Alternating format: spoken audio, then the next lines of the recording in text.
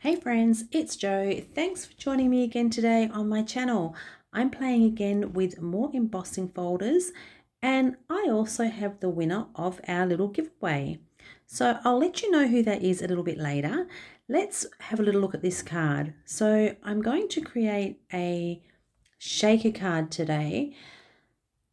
So I have the Whimsy Motif embossing folder, and I'm embossing a piece of acetate.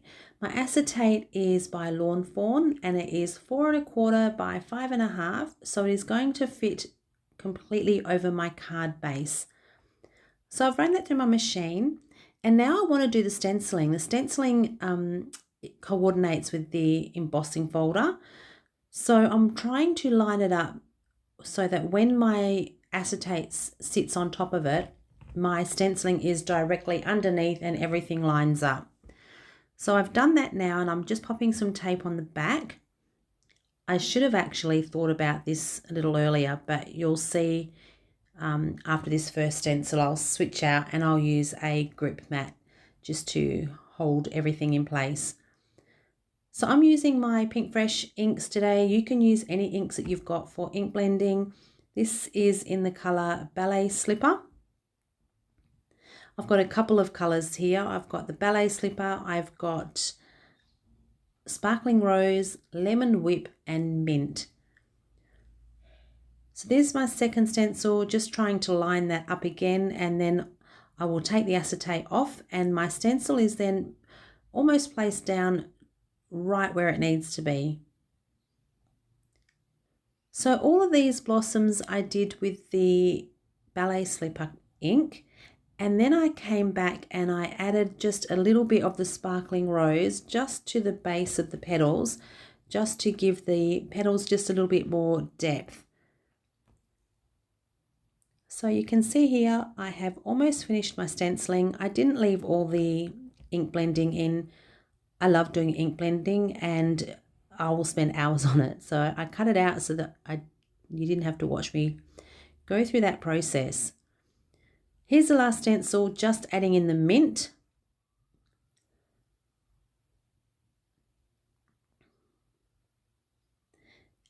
And now my card's good to carry on with the shaker part of it.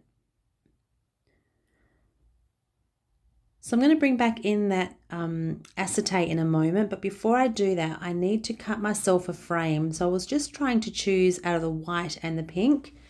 I went with the pink. This is Concord and 9th cardstock. It is in the colour called Ballet Slipper, and I'm using my Pink Fresh nesting dies just to cut myself a frame. So I'm trying here to make sure that it is all even on all sides. I'm just eyeballing it. Before I cut it, I did just measure it up against my card base, and I needed to take off just a tiny wee bit on the side there to make it fit properly. So here we go again, trying to line it up. Die cut out my frame, and that is now fitting perfectly. So my acetate piece now is going to fit behind that frame.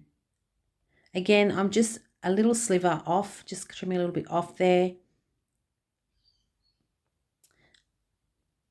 But now when I pop my acetate behind that frame, everything should line up perfectly. So you see the embossing on the acetate, and as you look through, you see the stenciling on the base of the card. And then in between that, I'm going to put my shaker pieces. So I decided that it just needed something, that frame, just something to lift it a little bit. So I've just got a white paint pen here, and I'm just doing a little bit of faux stitching. No ruler. I think sometimes it actually looks better without a ruler. It looks a little bit more organic. So it's a little bit hard to see on video, but it just looks almost like a window looking through. So I've got some shaker bits here. I wasn't quite sure what one I was going to go with. The pink and the green I felt were a little bit too playful for the card, and the gold was just a little bit too bright. So I've gone with these beautiful little shaker elements. These are from Paper Rose and they are so pretty and soft and sparkly. I'm adding my foam tape now to the back of that frame.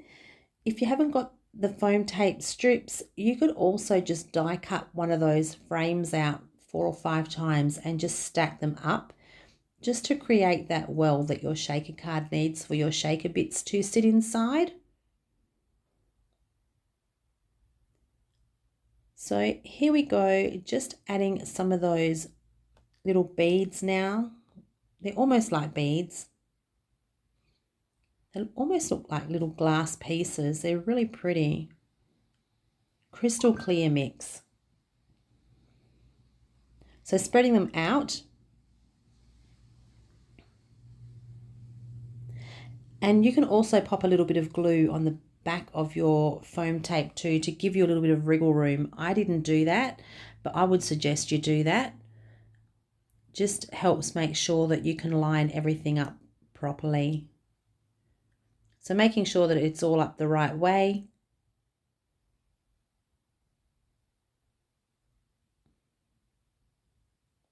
And then I'm just going to pop that on the top of my card and trap all those little shaker pieces.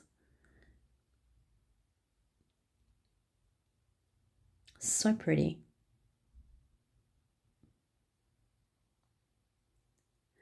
So the winner of our little giveaway, Colleen Casey, you're our winner. If you could make contact with me and I will organise to send out your little surprise pack. So thank you everybody that did enter and left me some beautiful comments. I wish I had a little gift pack to send every single one of you. I'm hoping that I can do this again in the future. So make sure you're subscribed. You never know. Hopefully we can do this again soon. So just finishing off with my sentiment now. I had some that were already pre-stamped and I ended up going with a plain pink one. And you can see at first I was going to put it across the middle of my card, but I felt like it kind of cut it in half a little bit. So I positioned it towards the bottom a little bit more. And there's my card. I'm going to leave you with a couple of close-ups now. And if you enjoyed this video, I would love for you to consider subscribing, click the like button. Until next time, have a wonderful day. Talk